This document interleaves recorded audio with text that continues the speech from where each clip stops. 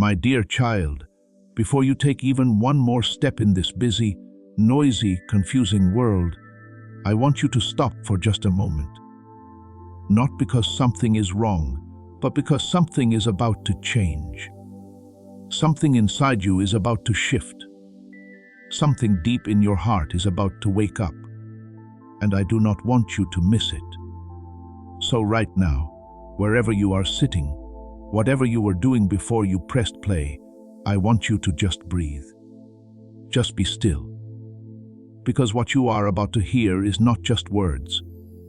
These are living, breathing, soul-touching truths that were kept just for you, saved for this exact moment in your life. You have been walking around carrying something heavy, have you not? Maybe it is a sadness you cannot fully explain. Maybe it is a question that keeps coming back, no matter how many times you try to push it away. Maybe it is a feeling that your life was supposed to mean something more, but you cannot quite figure out what that something is. Maybe you have been smiling on the outside while something on the inside quietly aches. Maybe you have been strong for so long that you have forgotten what it feels like to just rest, to just be, to just breathe without carrying the weight of everything and everyone around you. God sees that, every single bit of it. He sees you, not the version of you that shows up for the world. Not the version of you that holds it all together so others do not worry. He sees the real you. The one who gets quiet when everyone else goes to sleep. The one who sometimes stares at the ceiling and wonders what all of this is really for. The one who has prayed prayers that felt like they disappeared into empty air. The one who has believed and doubted and believed again and doubted again. He sees all of that, and he is not tired of it. He is not frustrated. He is not looking away. He is leaning in right now, closer than you think, closer than you can feel, closer than your next breath. And he is saying, "My child, I have been waiting for this moment with you. You were not placed on this earth by accident." That is not a nice thing people say to make you feel better. That is a solid, unshakable, eternal truth.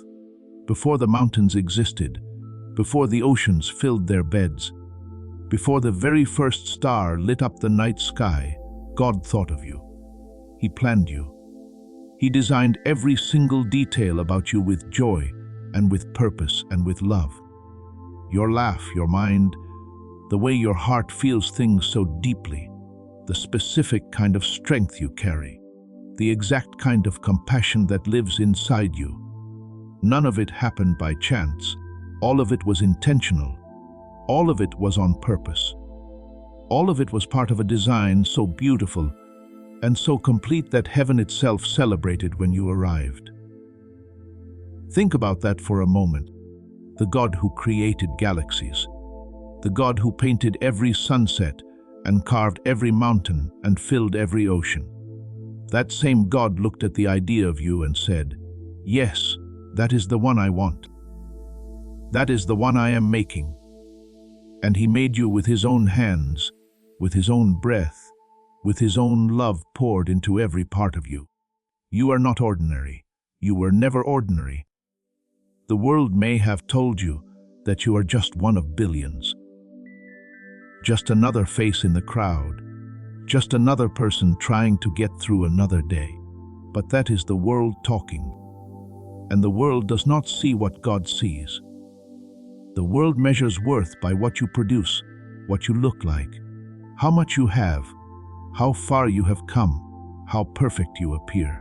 But God measures nothing, because in his eyes, your worth was never something to be measured. It was something he declared. Before you did anything, before you achieved anything, before you proved anything to anyone, he declared you worthy. He declared you chosen. He declared you loved. And what God declares, nothing in heaven or on earth can undo. So let me ask you something gently. How long have you been letting other voices tell you who you are. How long have you been carrying names that were never yours to carry? Names like failure, names like not enough, names like too much, names like forgotten, names like unloved, names like too broken to be used. How long have you believed those things? Because today, right here in this moment, God wants to take every single one of those names and replace them with the ones He has always called you, chosen, beloved, purposed, seen, known, mine. Those are your real names. Those are the names written about you before the world began. Those are the names that will still be true when everything around you changes, and no person, no past, no failure, no mistake, no voice from your history has any authority to change what God has spoken over your life. Now let us talk about love. Real love. Not the love that the world shows you, which comes and goes and depends on whether you are performing well enough. Not the love that disappears when you make a mistake. Not the love that has conditions attached to it and fine print at the bottom. I am talking about the love of God. The kind of love that is so big and so deep and so completely unconditional that even if you spent the rest of your life trying to understand it fully, you would still only be standing at the edge of it. God loves you on your best day. That is easy to believe, right? When things are going well and you feel good about yourself and life feels like it has a nice rhythm to it, it is easy to feel loved. But here is what God really wants you to know. He loves you exactly the same on your worst day. On the day you failed, on the day you gave up, on the day you said things you regret, on the day you went back to the very thing you promised yourself you would never go back to. On the day you felt like the farthest thing from lovable, He loved you then just as fiercely, just as completely, just as deeply as He does right now. His love is not a feeling that fluctuates. It is a fact that remains. It is not based on your behavior. It is rooted in His nature, and His nature does not change. He is the same yesterday, today, and forever. Which means His love for you is the same yesterday, today, and forever.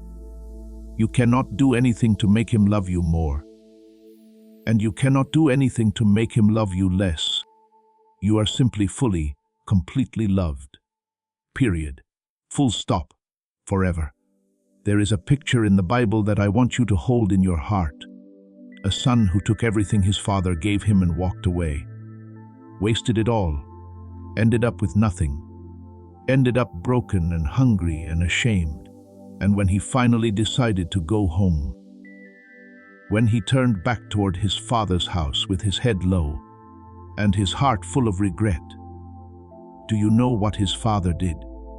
He did not stand at the door with his arms crossed. He did not wait inside to hear an explanation. He saw his son coming from far away and he ran. He ran toward him.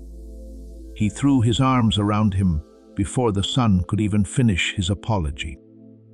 Before a single word of explanation came out, the father just held him and celebrated and said, "My son who was lost is found.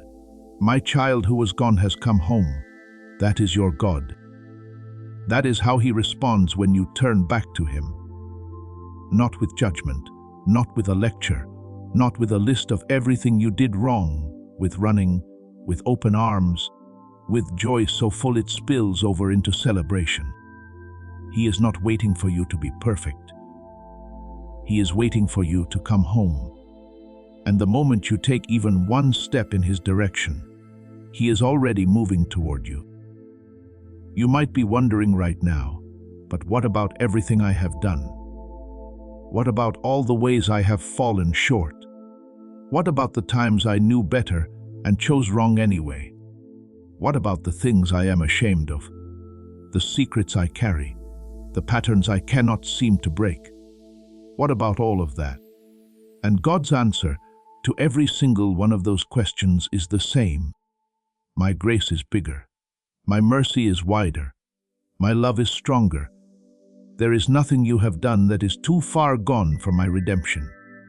There is no stain too deep for my cleansing. There is no wound too old for my healing.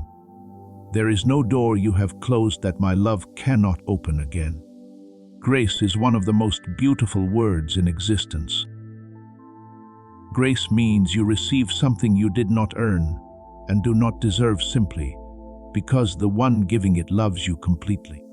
And that is exactly what God offers you. Not a second chance that you have to prove yourself worthy of. Not a fresh start that comes with conditions. Just grace-free, full, overflowing, never-ending grace that meets you exactly where you are and lifts you exactly to where He is taking you. You do not have to clean yourself up before you come to Him. You do not have to fix your life first. You do not have to have all the answers or break every bad habit before He accepts you. You come as you are right now with all the mess, with all the questions, with all the brokenness. And He takes you as you are, and He begins the most beautiful work of making you into who you were always meant to be. If this message is speaking to your heart today, if something in you is stirring and awakening and recognizing truth, I want to encourage you right now to subscribe to this channel because this is just the beginning. Every single day, God has something fresh to say, something new to reveal, something deeper to show you, and you do not want to miss a single word. Hit subscribe and turn on notifications so that every new message finds you right when you need it most. Now let us go even deeper. Let us talk about the pain you carry, because I know you carry some.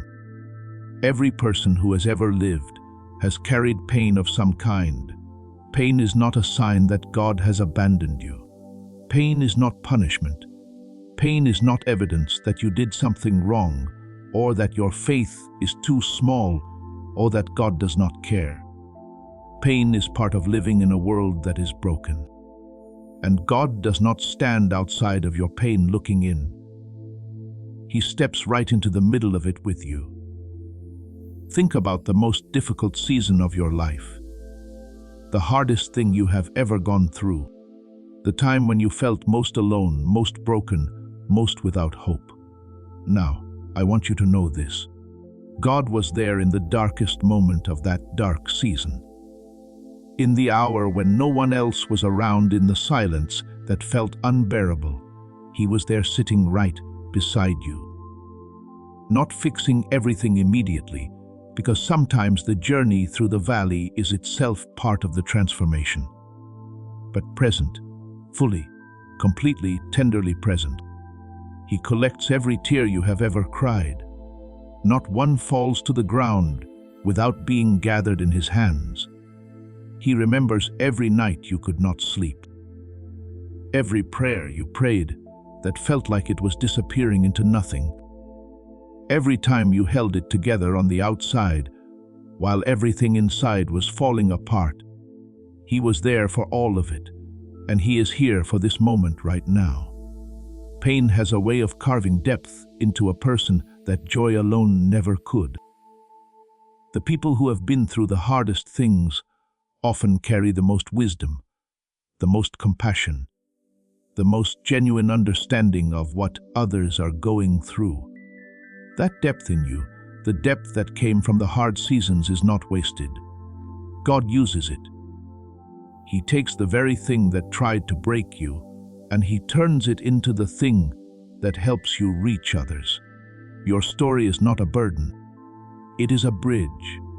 It is the very thing that will allow you to look someone else in the eye one day and say, I know what this feels like, and I know there is a way through. The farmer does not look at winter as the enemy of the harvest. He understands that winter is part of the process. The ground that looks empty and frozen and lifeless is actually being prepared. Something is happening underground that cannot be seen yet. Roots are deepening. The soil is being made ready. And when spring comes, it comes with an abundance that would not have been possible without the winter that came before it. Your winter is not your ending. Your winter is your preparation. The season that feels like it is taking everything from you is actually the season where God is doing some of His deepest, most important, most life-changing work in you. And what He is growing in you during this season will bear fruit that lasts far beyond anything you can currently imagine. So do not give up. Do not walk away from the process. Do not let the discomfort of the season convince you that the season is permanent. Please know that every seed you plant in this mission will grow into a torch that shines in someone else's darkness. Giving to this work through the link in the description or the pinned comment, whether by buying a coffee, making a donation, or becoming a member of our Ko-Fi community, does not go to a channel. Your actions are supporting a divine mission to save lost souls.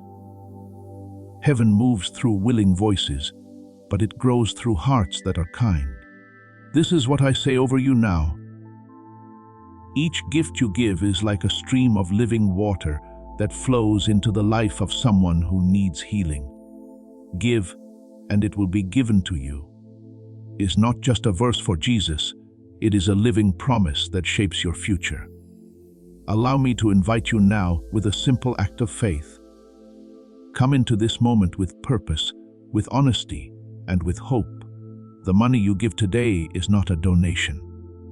The act of spiritual obedience that lets your heavens open is what opens them. Let go of your seed and see what God brings back into your life. Seasons always change. Spring always comes. Morning always follows the night. And after every valley there is a mountaintop. And God walks with you through every single step of the journey.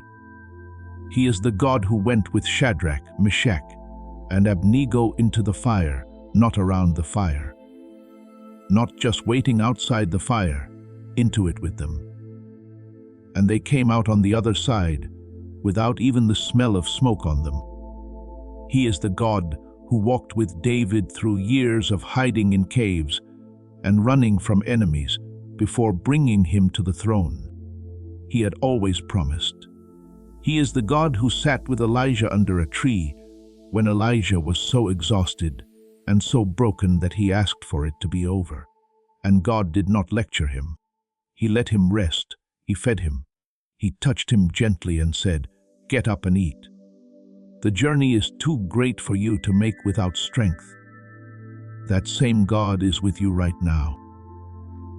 In whatever cave you are hiding in whatever fire you are walking through, in whatever moment of exhaustion has brought you to your knees, He is there. He is not leaving.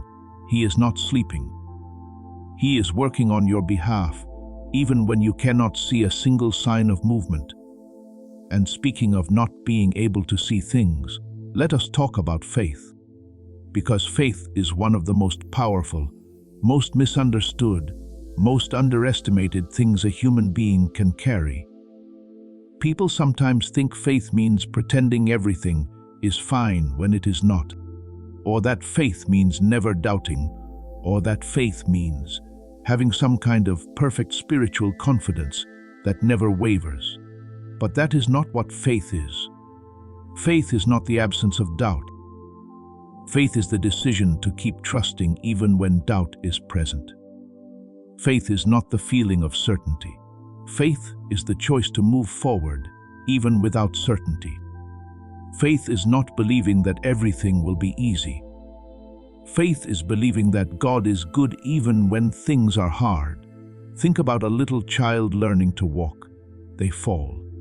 They get back up. They fall again. They get back up again. They do not stay on the floor because they fell.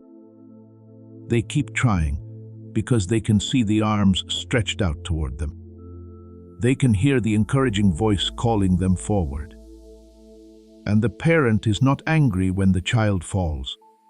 The parent celebrates every single attempt and every single step, no matter how small. That is how God responds to your faith. He does not require you to have it all figured out. He does not need you to perform perfectly. He just needs you to keep taking the next step. Keep reaching toward Him. Keep getting back up when you fall. Keep choosing trust even when fear is loud. Because even the smallest mustard seed of faith, planted in good soil, watered by His presence, grows into something so strong and so rooted that nothing can shake it. When you pray, you are not begging a distant God to notice you. You are speaking to a Father who is already paying attention, who already knows what you need, who is already working on your behalf. Prayer is not a transaction where you say the right words in the right way, and then maybe God responds if you did it perfectly enough. Prayer is a conversation. It is simply talking to your Father, bringing Him the real things, the honest things, the messy things, the things you are afraid to say out loud to anyone else. He can handle all of it. Your anger, your confusion, your grief, your questions, your frustration, your doubts. Bring them all, lay them all at His feet. He is not fragile.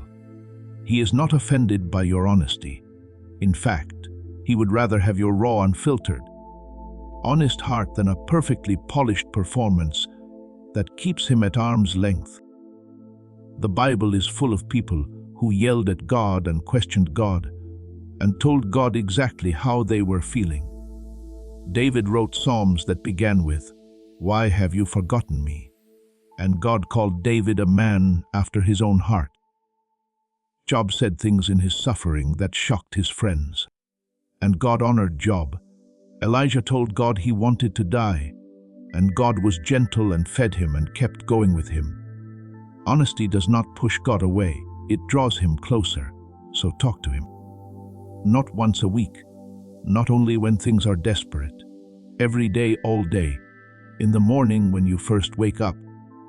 In the middle of the afternoon when the weight feels heavy.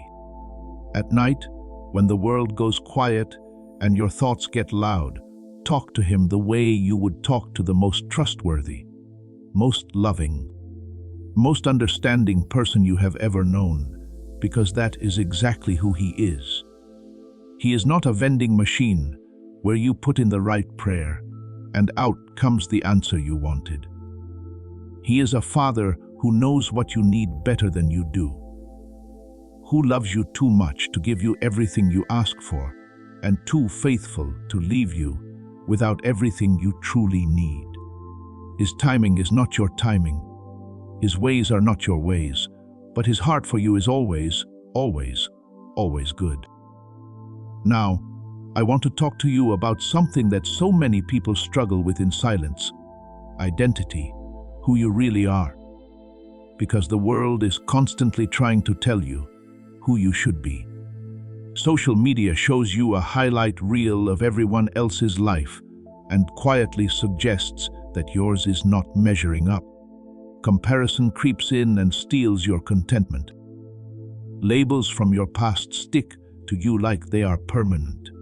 Mistakes become your identity instead of your history. But God has never seen you through any of those lenses.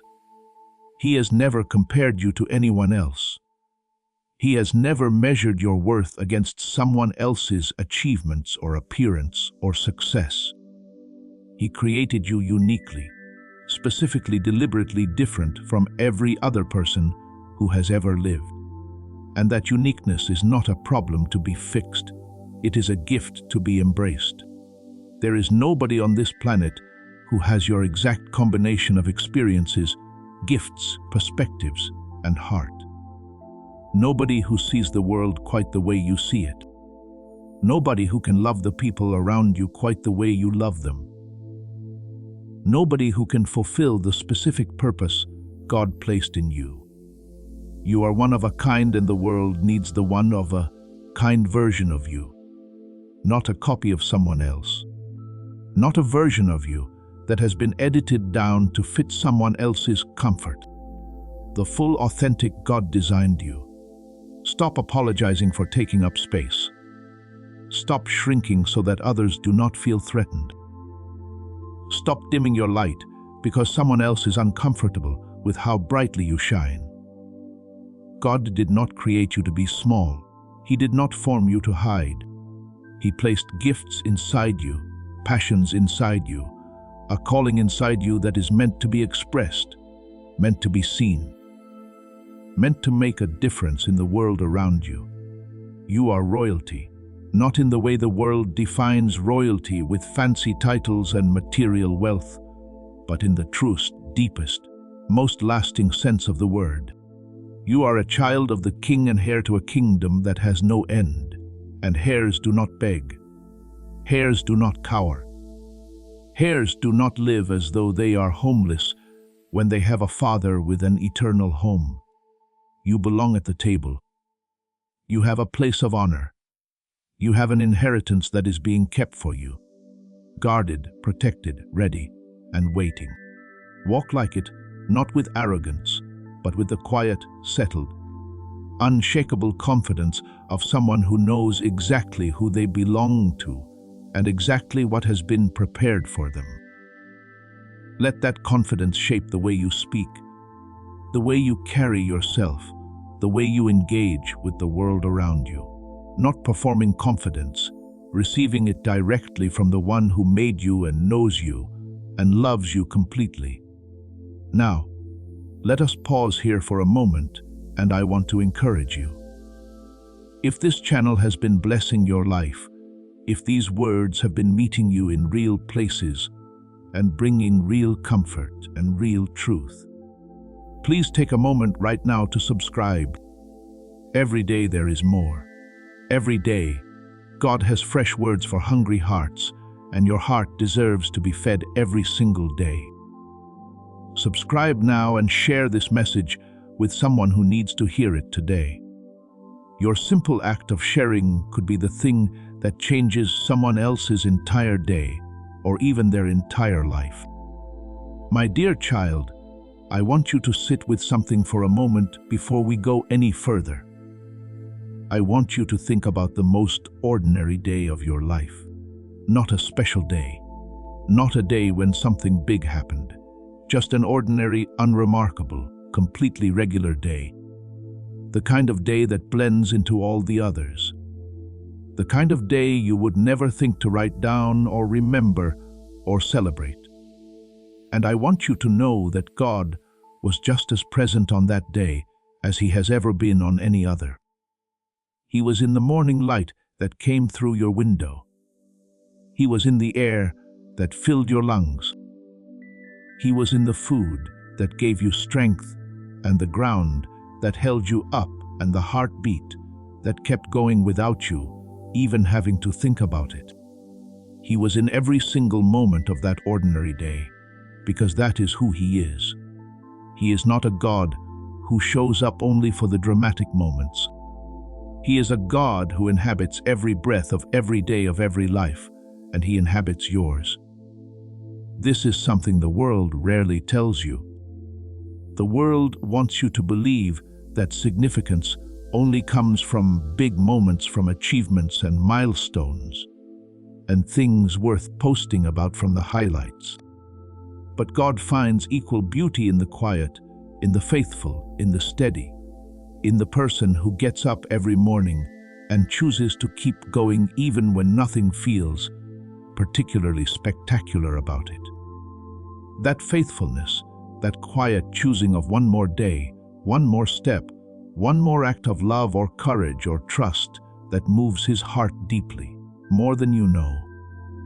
And today I want to speak to you about something that lives inside you, that is more powerful than you have given it credit for.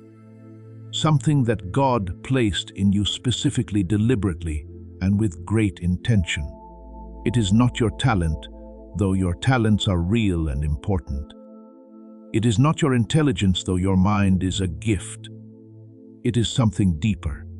It is the specific, unique, irreplaceable essence of who you are. The thing that makes you you and nobody else. The fingerprint of God that is on your soul and cannot be duplicated anywhere else. In all of creation, there has never been another you. In all of human history, across every generation, every culture, every era, there has never been another person who carries exactly what you carry, who sees the world through exactly your eyes, who loves the way you love, who thinks the thoughts you think, who has the capacity to touch the specific lives that you can touch. You are singular. You are irreplaceable. You are a one-time-only expression of God's creativity and love and intention. And the world has never needed you more than it needs you right now in this generation, in this moment, with exactly the gifts and the story and the heart that you carry. Do not let anyone convince you that you are interchangeable. Do not let anyone make you feel like you are just one of many and therefore nothing about you matters. Every single thing about you matters to God. The way your mind works, the way your heart breaks for the things it breaks for, the specific experiences you have lived through that gave you a perspective no classroom could give, the wounds you survived that gave you a wisdom no certificate can grant. All of it is part of who you are, and all of who you are is exactly what God wants to use. But here is something important I need you to hear before God can fully use what is in you. You have to believe it is there. You have to stop arguing with the design. You have to stop looking at yourself and seeing only the gaps, only the flaws, only the ways you do not measure up to some imaginary standard that you have set for yourself based on other people's lives. God is not comparing you to anyone. He never has. He made you to be you. And you doing you fully, authentically, wholeheartedly is exactly what He is after. So today, I want to speak to the specific wounds that have caused you to shrink. Because most of the time when people are living smaller than they were made for, it is not because they are lazy or faithless or hopeless. It is because something hurt them in a way that made them believe it was safer to stay small, safer to stay quiet, safer to keep their dreams private and their gifts hidden and their heart protected behind walls that nobody can get through. Maybe someone laughed at you when you shared something that was precious to you. As this awakening grows inside you, know that helping with this mission is not a joke. It is a sign from God. You can support this work through the link in the description or the pinned comment, whether by buying a coffee, making a donation, or becoming a member of our Ko-Fi community. By doing so, you become part of Jesus' plan to save souls who are still stuck in fog. Every seed turns into light that fights against darkness. If you water others, you will be watered yourself. Jesus says, this is not history, it is a living promise about your future. Come into this moment with faith and a plan. What God has already planned for your life can be unlocked through your giving. And the laughter told you that what lives inside you is not worth sharing. Maybe someone compared you to someone else, and the comparison taught you that you will never be enough on your own. Maybe someone left when you needed them most, and the leaving told you that you are not worth staying for. Maybe failure came in a season when you really believed things were going to work out, and the failure whispered that you should stop trying, because trying only leads to disappointment. Those experiences were real, that pain was real. And God is not asking you to pretend it was not. He is not asking you to perform a kind of cheerful positivity that has no room for grief or struggle or honest reckoning with the hard things that have happened. He is asking you to bring the real things to Him, the full weight of them, the honest truth of them, and let Him speak into the middle of them. Because His voice in the middle of your pain does not sound like a lecture. It sounds like a father. It sounds like someone who has been waiting to hold you and tell you the truth about what all of that pain was not allowed to take from you. Your wounds are not your identity. Let me say that again, because it is one of the most important things you will ever hear. Your wounds are not your identity. What happened to you is not who you are. The things that were done to you do not define the things you are capable of. The pain you have carried does not have the final say about the person you are becoming. Your wounds are part of your story, but they are not the author of it. God is the author, and He writes redemption into every chapter that darkness tried to claim. Think about the most beautiful things in the natural world. A diamond is formed under enormous pressure in complete darkness deep within the earth. A pearl begins as an irritant, something that causes discomfort inside a shell, and over time it becomes one of the most precious and beautiful things in the world. A tree that has survived the harshest winds has the deepest roots. The things that are formed through hardship often carry a beauty and a strength that nothing formed in comfort alone ever could. God is forming something in you through the pressure and the darkness and the hardship and the seasons that have felt impossible. He is forming something precious, something strong, something deep, rooted and resilient and genuinely beautiful. Something that could not have been formed any other way. And when the time comes for that thing to be revealed, the people who see it will be amazed. Not just at the beauty of it, but at the God who made it possible. So do not despise the process. Do not hate the season. Do not spend your energy fighting the very thing that God is using to shape you into someone extraordinary.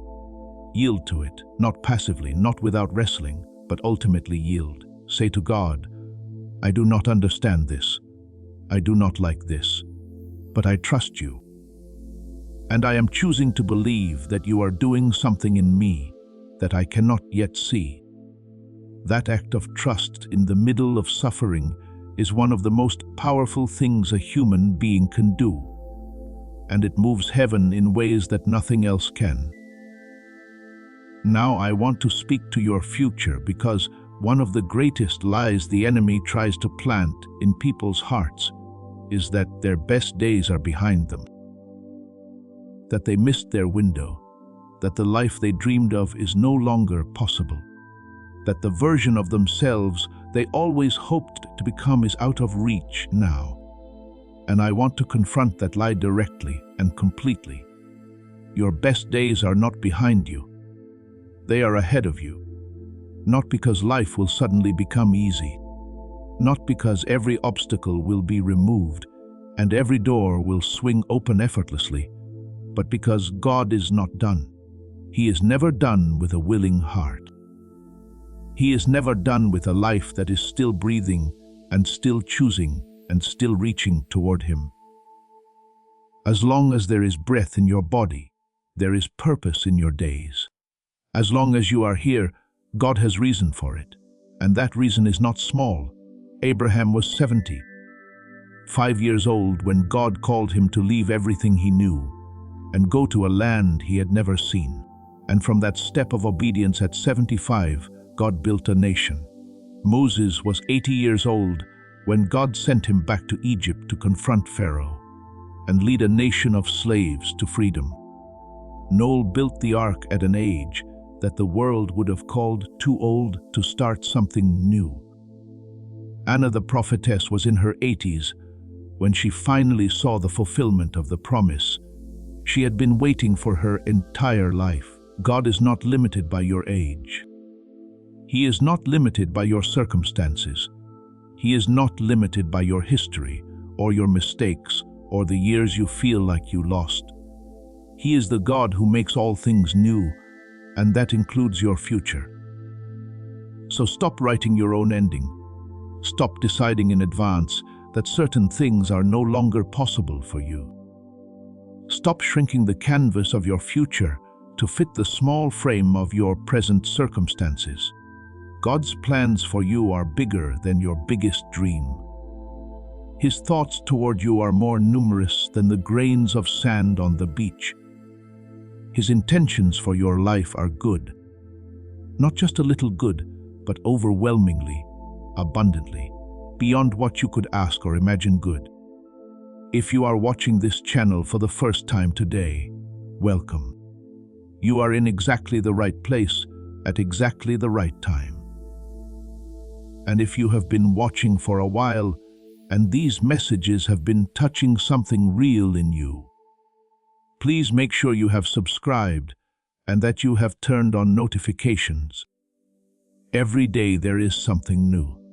Every day God has more to say, and you deserve to receive every word that He is speaking. Subscribe right now and share this with someone who needs to hear it today. Your sharing is itself an act of generosity that God sees and honors. Let us go deeper now into something that I believe many people struggle with privately but rarely talk about openly. The feeling of being stuck. That frustrating, draining, demoralizing experience of feeling like you are doing all the right things, praying, trying, believing, working, pushing forward, and yet nothing seems to be moving. Like you are walking on a treadmill, expending enormous effort, and going absolutely nowhere. If that describes where you are right now, I want you to hear something that may surprise you. Seasons of feeling stuck are often the seasons where God is doing His deepest, most significant, most foundational work. Just because you cannot see movement does not mean nothing is moving. Just because the surface looks still does not mean nothing is happening underneath. Think about a seed planted in the ground for weeks after planting. If you look at the soil, you see nothing. Absolutely nothing. No movement, no sign of life, no indication that anything is happening at all. But under the surface in the dark, invisible to the eye, everything is happening. The seed is cracking open. Roots are forming. Life is beginning to push upward toward the light. And then one day, with no warning that the human eye could have predicted, a tiny green shoot breaks through the surface, and the waiting is suddenly gloriously over. Your stuck season might be your seed season. The time when everything important is happening in the dark, underground, invisible. The time when your roots are going deeper than they have ever gone. The time when foundations are being laid for something that will one day be unmistakably visible and undeniably God. Do not dig up your seed in frustration because you cannot see it growing. Trust the process. Trust the one who planted it. Trust that life is happening even in the silence. And in your stuck season, keep doing the small things faithfully. Do not wait for the big dramatic breakthrough before you commit to faithfulness. Faithfulness in the small things is itself the preparation for the big things. The person who is faithful with little will be trusted with much. That is not just a nice idea.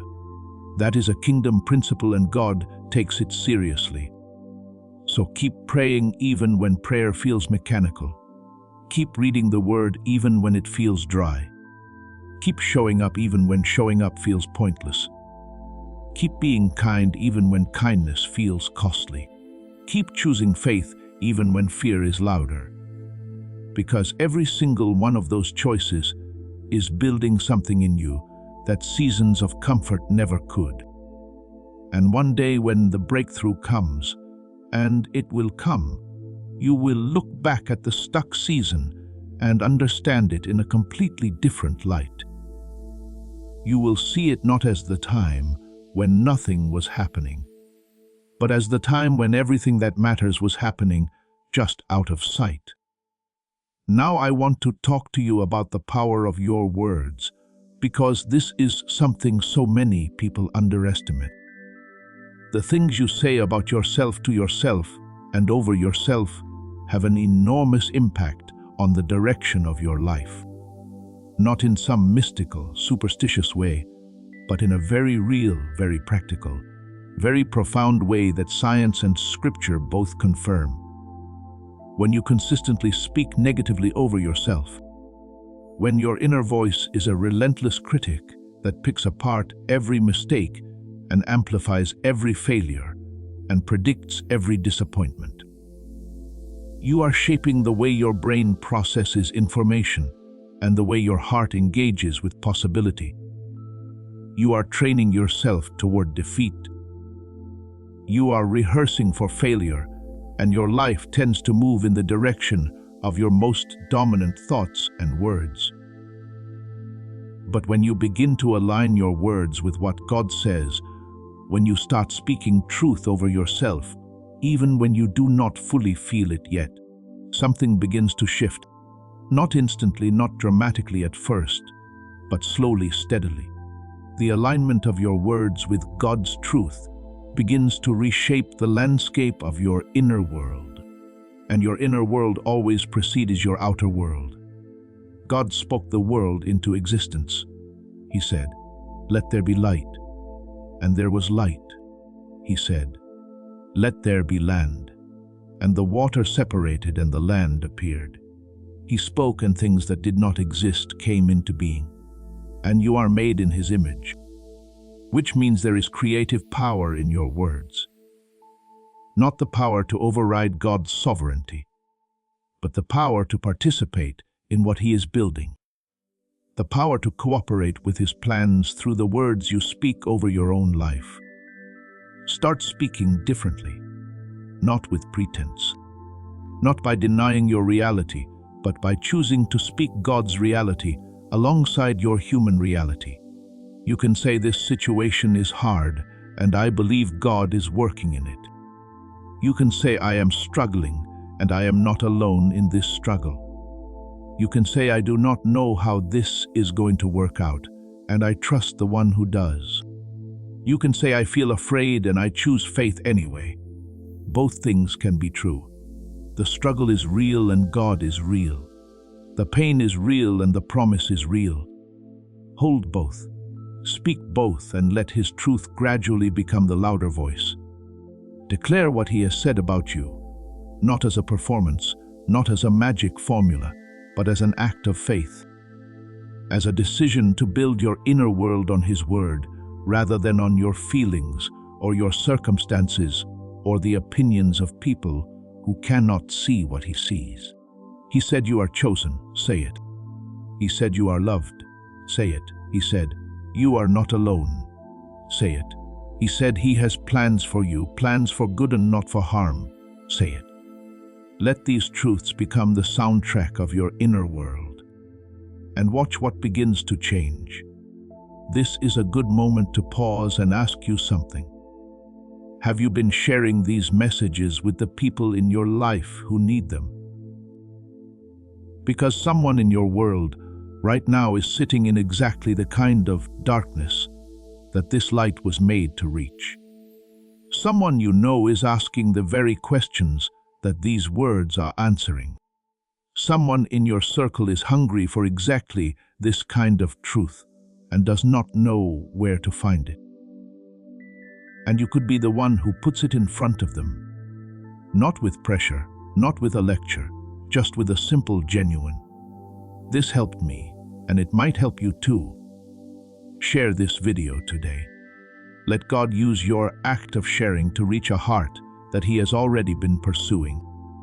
And if you have not yet subscribed, do it now, because the conversation that has begun here is one that God wants to keep going.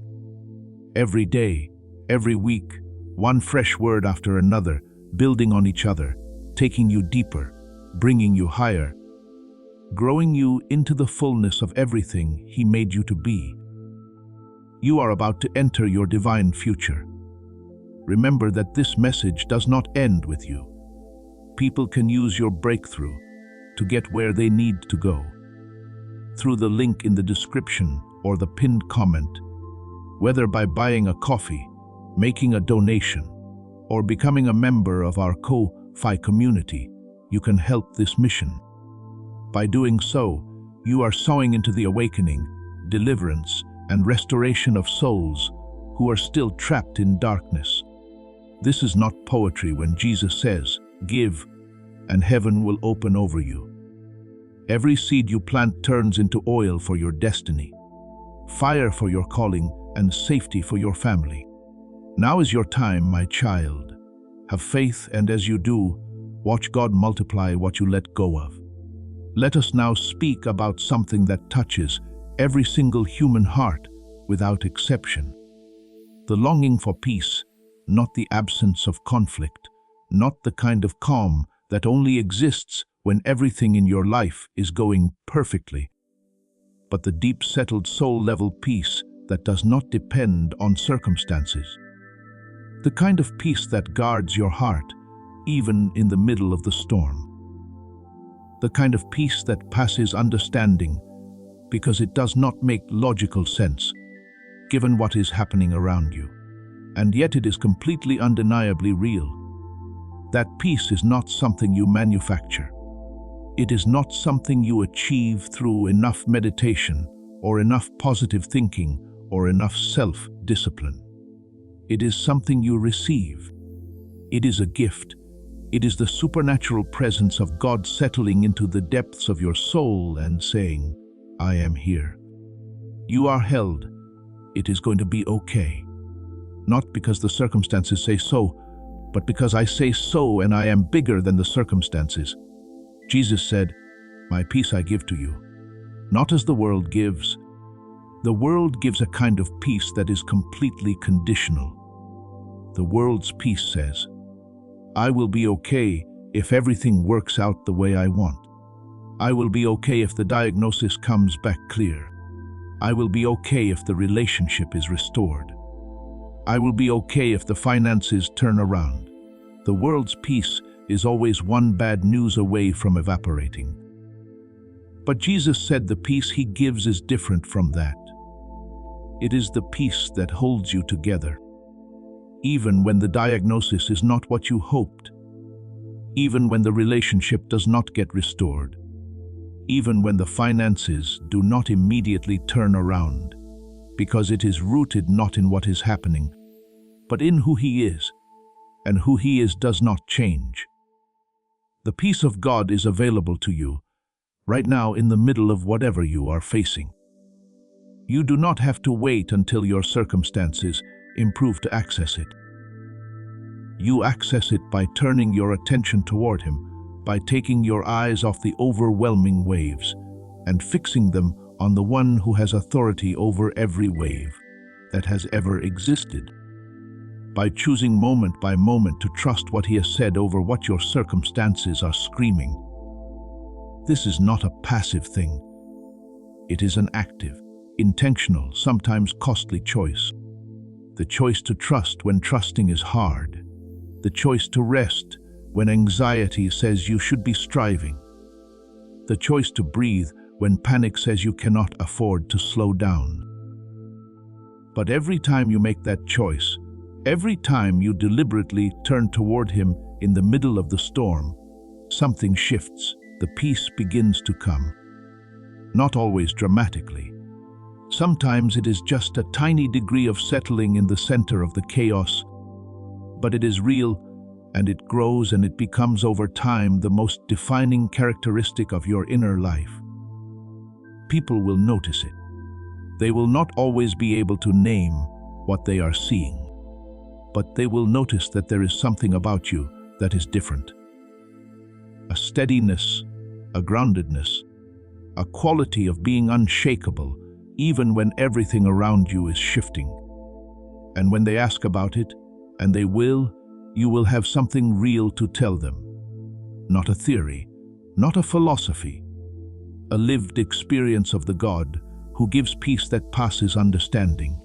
Now let us talk about obedience, not as a religious obligation, not as a burden to carry or a performance to maintain, but as a love language, as the natural response of a heart that has truly encountered the love of God and cannot help but want to please the one who loves so completely.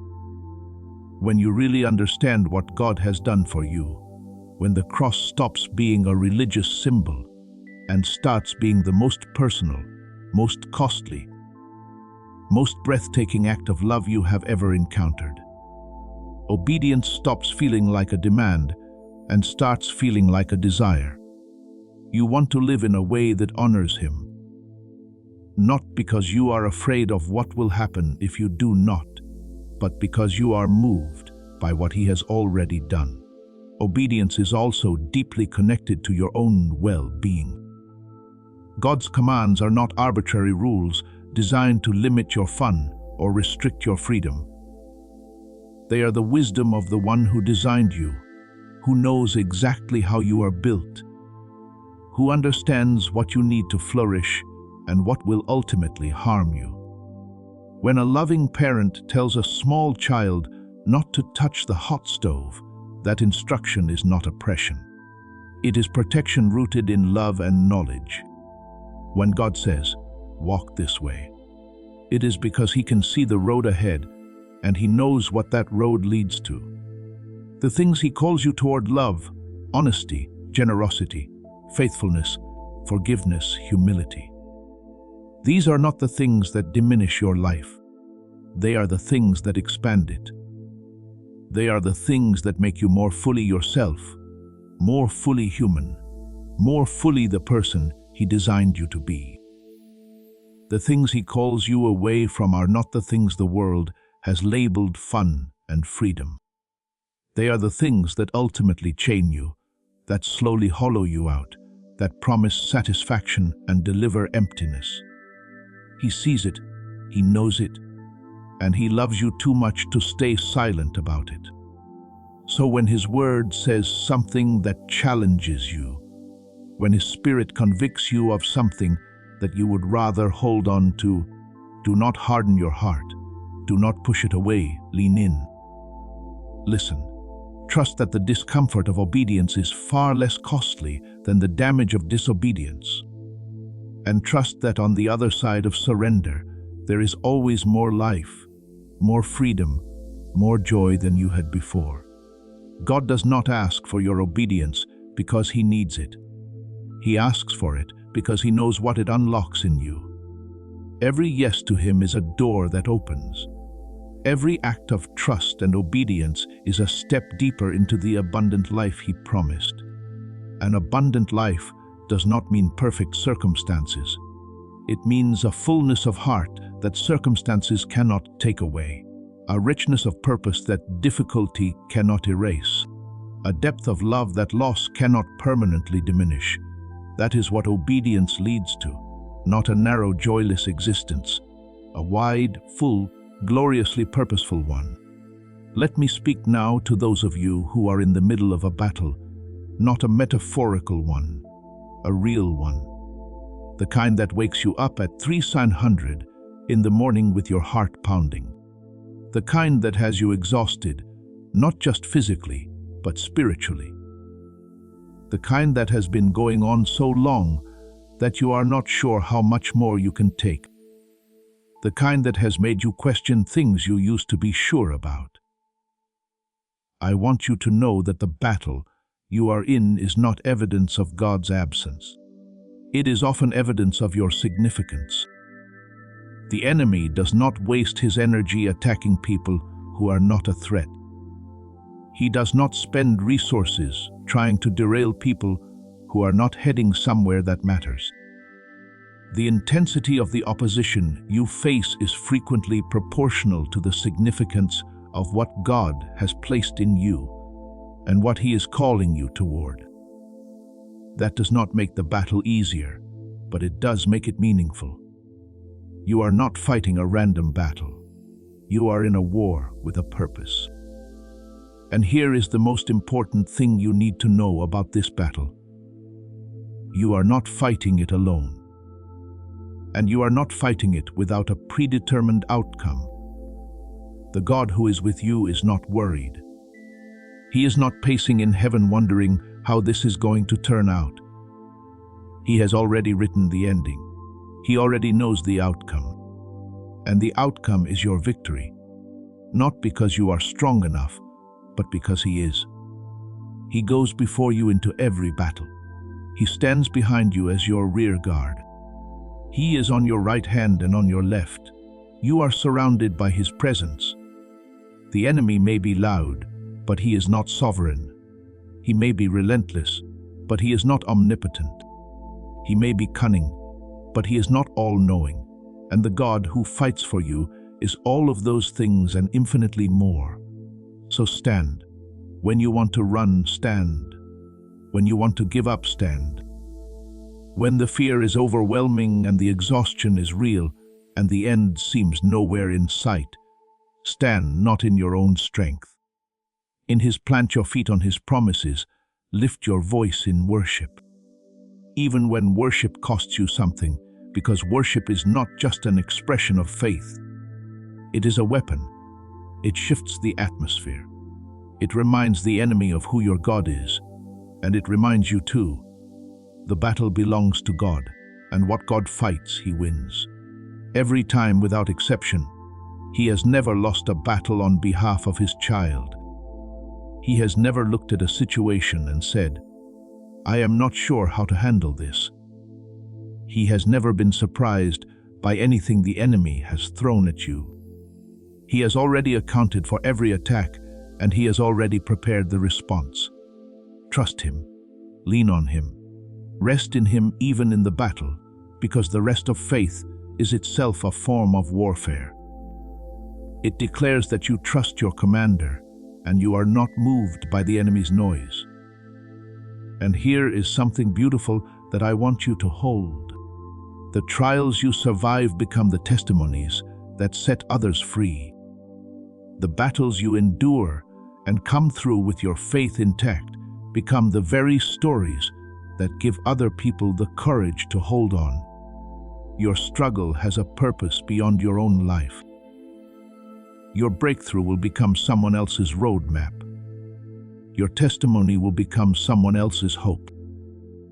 So hold on not just for yourself, but for every person whose freedom is somehow connected to your breakthrough. You are not just fighting for your own life. You are fighting for the people who will one day hear your story and discover that they can survive what they are going through. Because you survived yours. That is the economy of God's kingdom. Nothing is wasted. Every battle becomes a blessing. Every trial becomes a testimony. Every scar becomes a story of grace that glorifies the God who carried you through. Let me speak now about something that might seem simple, but is actually profound. The practice of gratitude. Not the forced, performative kind. Not the kind that denies real pain or pretends hard things are not hard, but the genuine, practiced, intentional choice to look for and acknowledge the good that is present even in the middle of the difficult. Gratitude is not just a pleasant personality trait. It is a spiritual discipline that rewires the way you see everything. When you make the daily choice to notice what is good, what is working, what you have been given rather than only what you lack, what is going right rather than only what is going wrong, you begin to see your life differently. You begin to see God differently. You begin to notice His fingerprints in places you used to walk right past.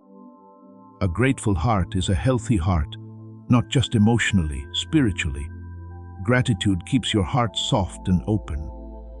It protects you from the bitterness that can grow when all you focus on is what is missing or broken or painful. It keeps you connected to the reality of God's goodness. Even when circumstances are pressing you towards cynicism, it reminds you that even in your hardest season, there are gifts, there is breath, there is morning, there is the God who keeps showing up in the details. Start small if you need to. Some days gratitude might be as simple as I am grateful that I woke up this morning. I am grateful for the light coming through the window.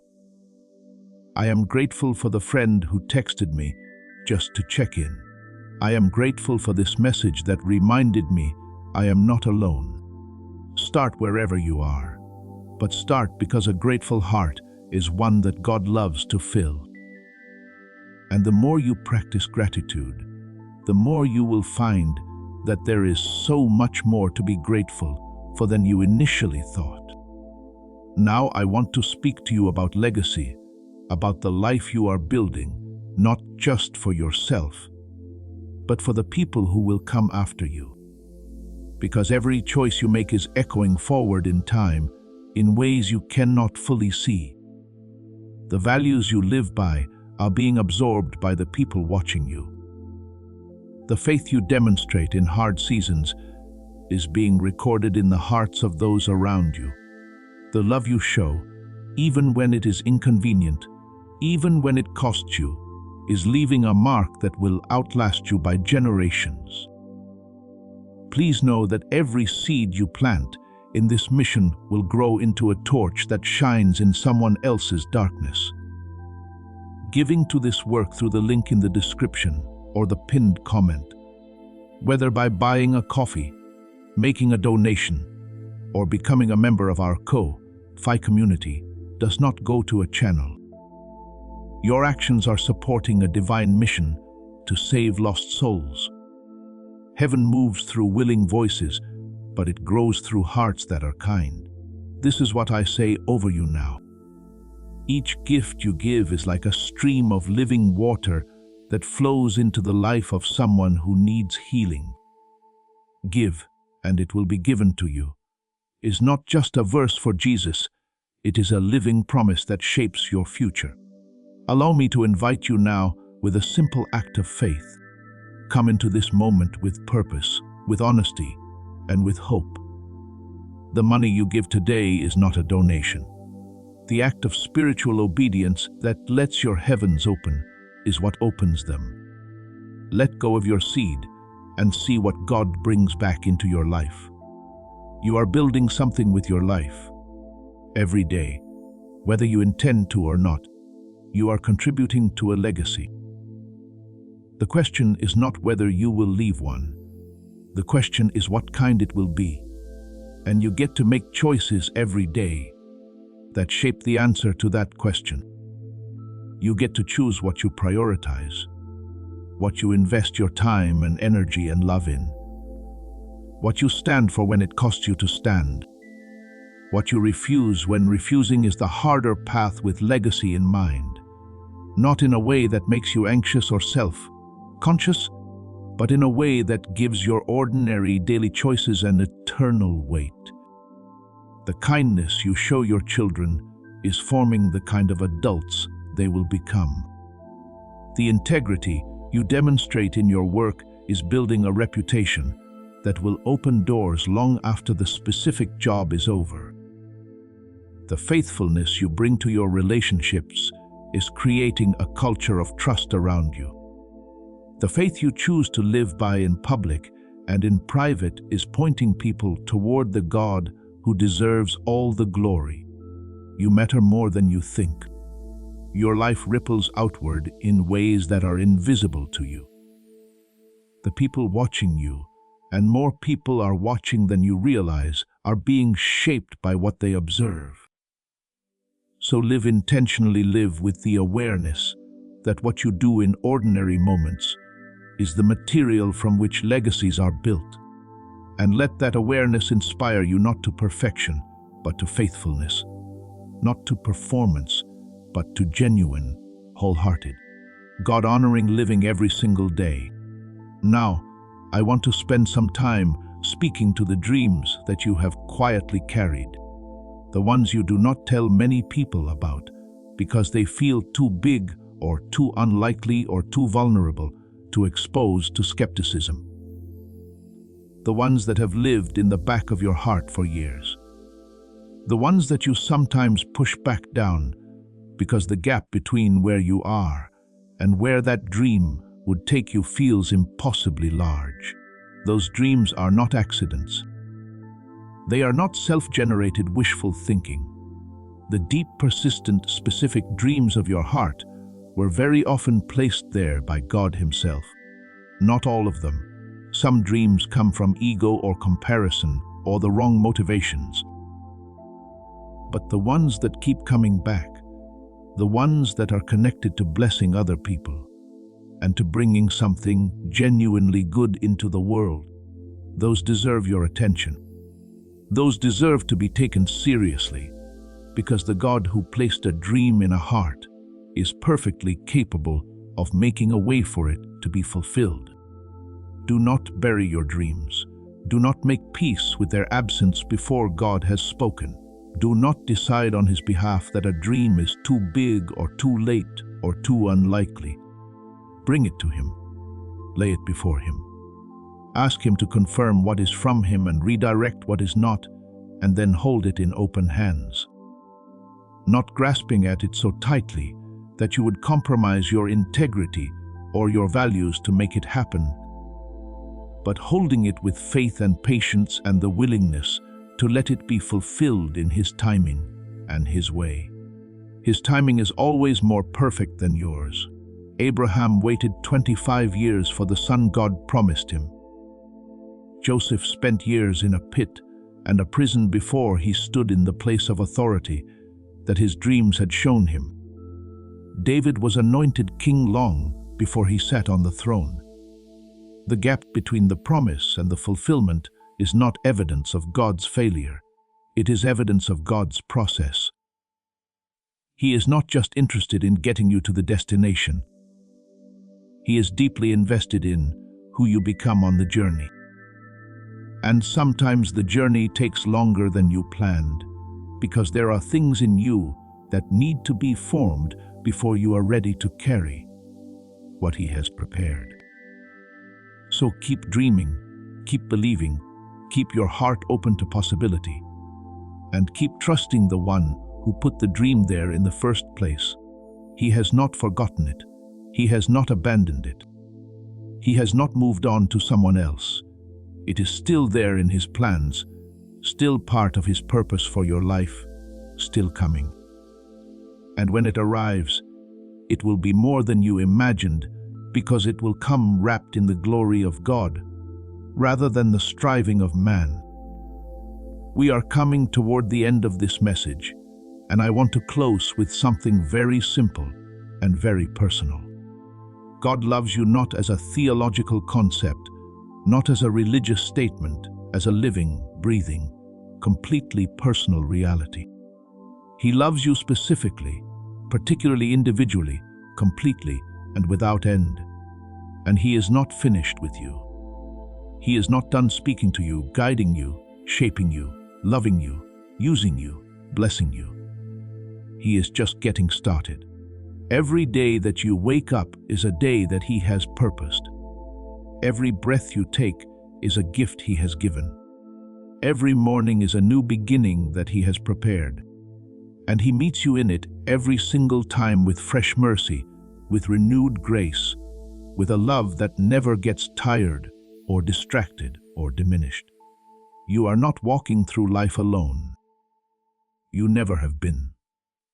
The God of all creation is with you in the ordinary and the extraordinary, in the mountaintops and the valleys, in the seasons of abundance, in the seasons of waiting, in the moments of clarity and the moments of confusion.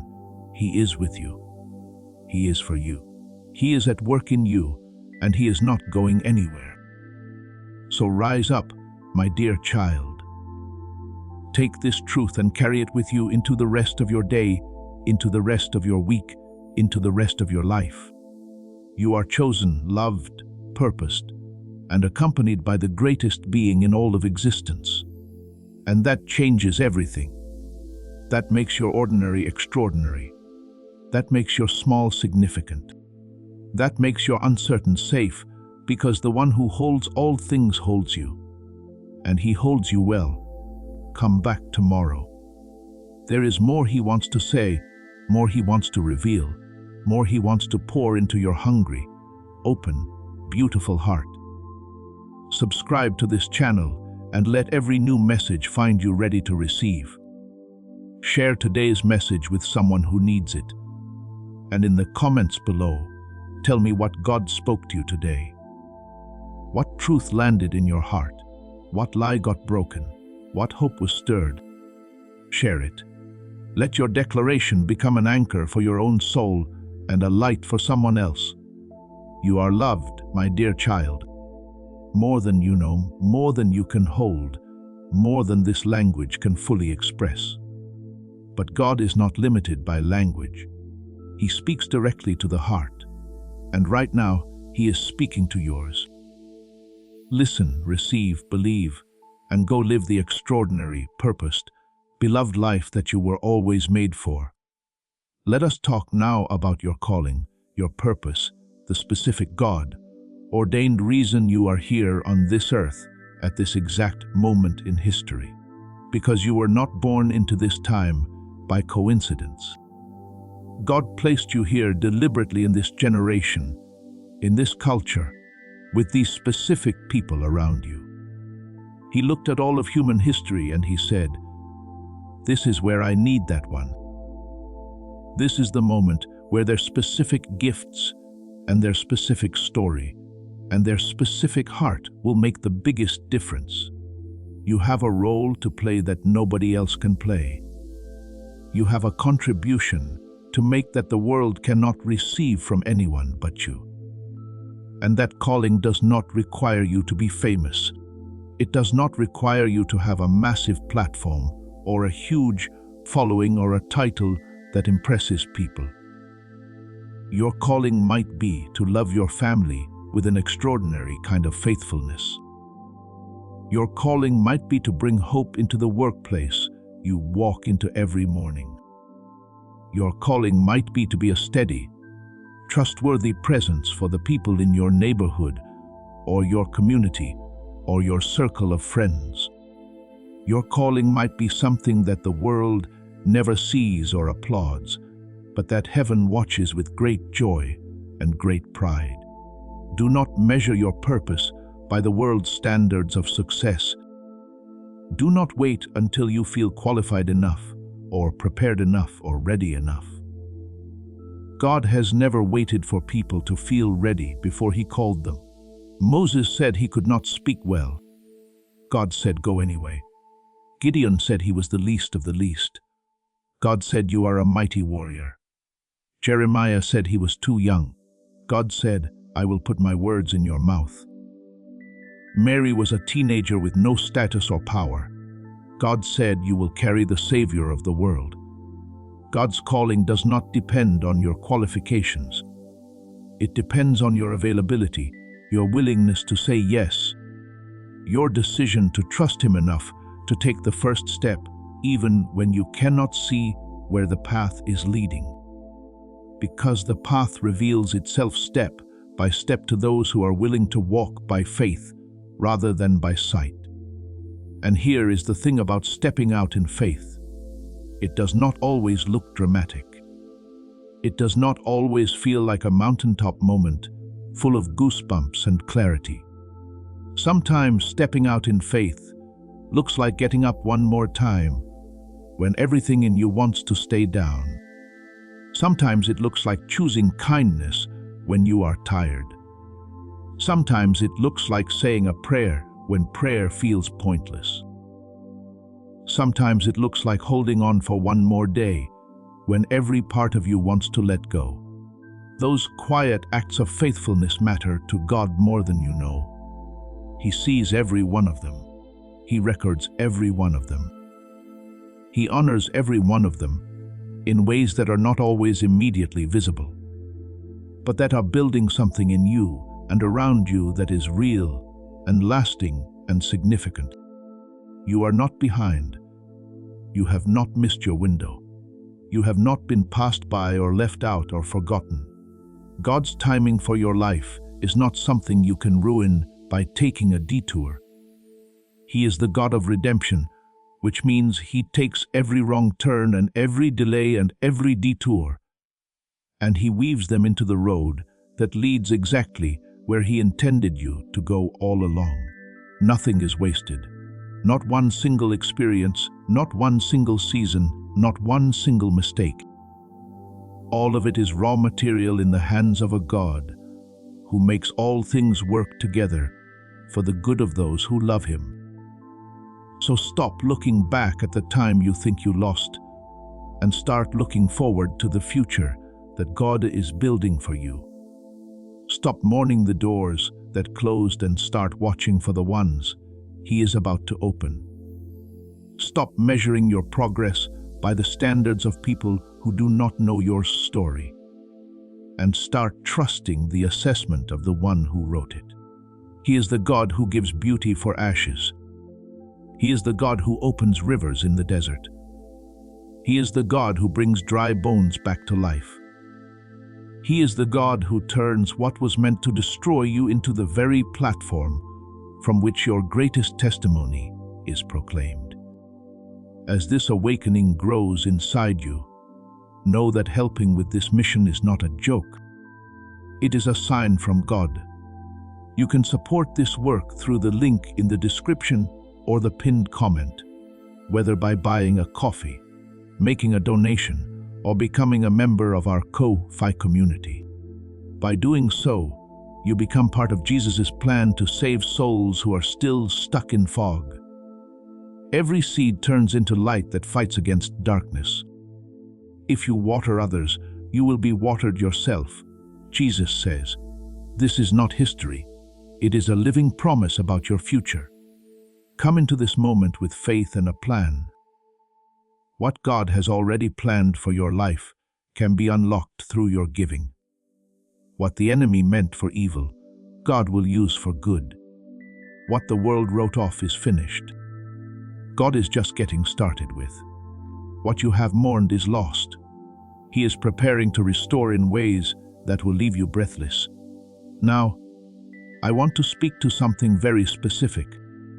The lies you have believed about yourself, because most of us are carrying a collection of lies that we have heard so many times from so many sources over so many years that they have started to feel like truth. But they are not truth, they are lies, and today God wants to break the power of every single one of them. Lie that says you are too broken to be used. That is a lie has always chosen broken people. Broken people know they need him. Broken people are humble. Broken people have a testimony that reaches other broken people in ways that the perfectly put together never could. The lie that says your past disqualifies your future, that is a lie. Your past is not your identity. It is your history.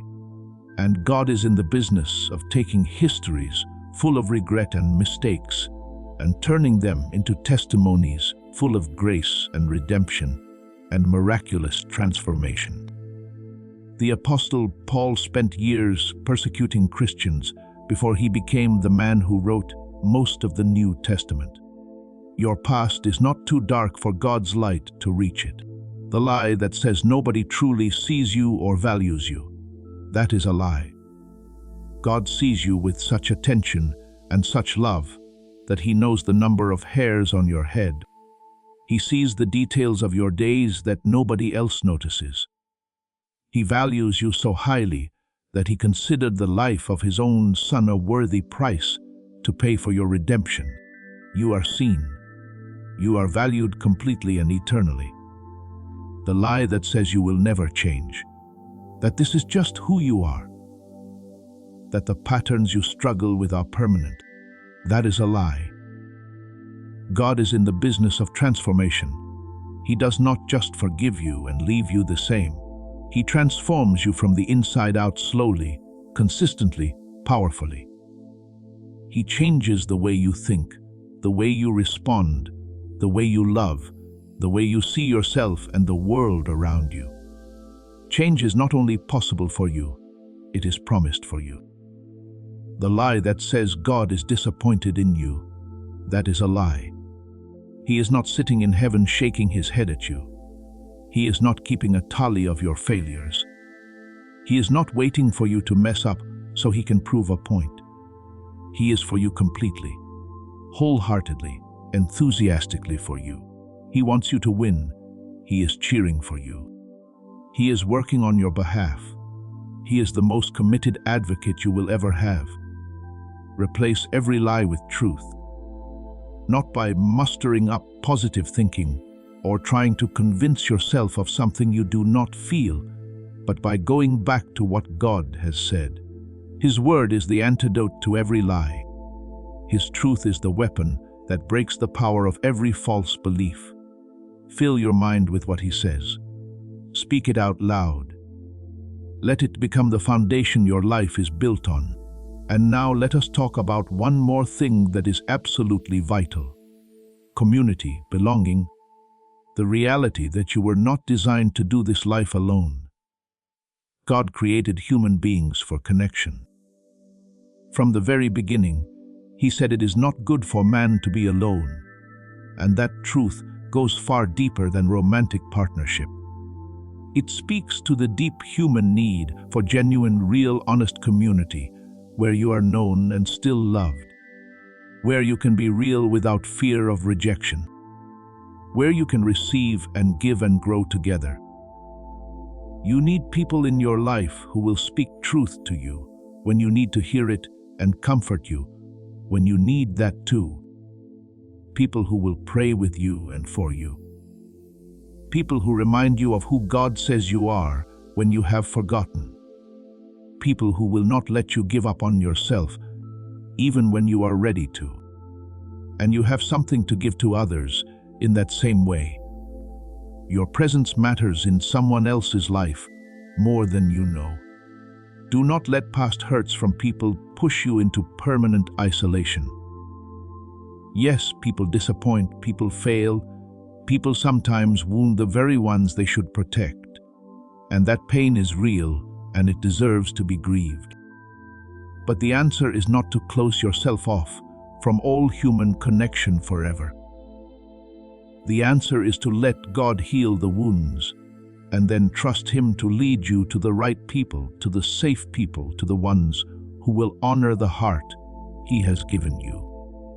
You are a part of something bigger than yourself. You are part of God's family, and families need every member. The body of Christ needs every part. Your voice matters. Your story matters. Your gifts matter. Your presence matters. Do not hide what God has given you. Bring it. Offer it. Let it bless the people around you. Because when you give from what God has placed inside you, the supply never runs out. It multiplies. Like bread and fish in the hands of Jesus. It just keeps going and going and going. Be the kind of person in someone else's life that you needed someone to be in yours. Be the voice that speaks life. Be the arms that stay open. Be the presence that makes people feel seen and valued, and not alone. You have more to offer than you realize. God has been preparing you through every season you have lived for exactly this. To be a blessing, to be a light, to be a carrier of his love in a world that desperately needs it. Every morning when you wake up, you are being given another day, another opportunity, another chance to choose love over fear, to choose faith over doubt, to choose generosity over selfishness, to choose kindness when it costs you, to choose trust when things are uncertain, to choose hope when hope feels hard. Every single day is a gift. Every single day is full of moments where eternity is being shaped. Live with that awareness, not as pressure, but as perspective. Your life is not small. Your days are not insignificant. Your choices ripple outward in ways you will never fully see this side of eternity. The kindness you show to a stranger, the patience you extend to your child, the prayer you pray in secret, the word of encouragement you speak over someone who needed it. All of it matters. All of it counts. All of it is seen by the one who sees everything and forgets nothing. You are not just passing through. You are participating in something eternal. You are on mission, not because you have to be, but because you were made for it. Because there is no greater joy, no deeper satisfaction, no more profound sense of being fully alive than living exactly the life you were created to live in exactly the way you were created to live it, for exactly the purpose you were always meant to fulfill, and God is with you in every single step of it. Every ordinary Tuesday, every difficult conversation, every moment of uncertainty, every quiet act of faithfulness, every prayer prayed in an empty room, every choice made in the dark when no one is watching. He is there. He is with you. He is for you. He is working through you. And He is so proud of you for simply not giving up. You are about to enter your divine future. Remember that this message does not end with you.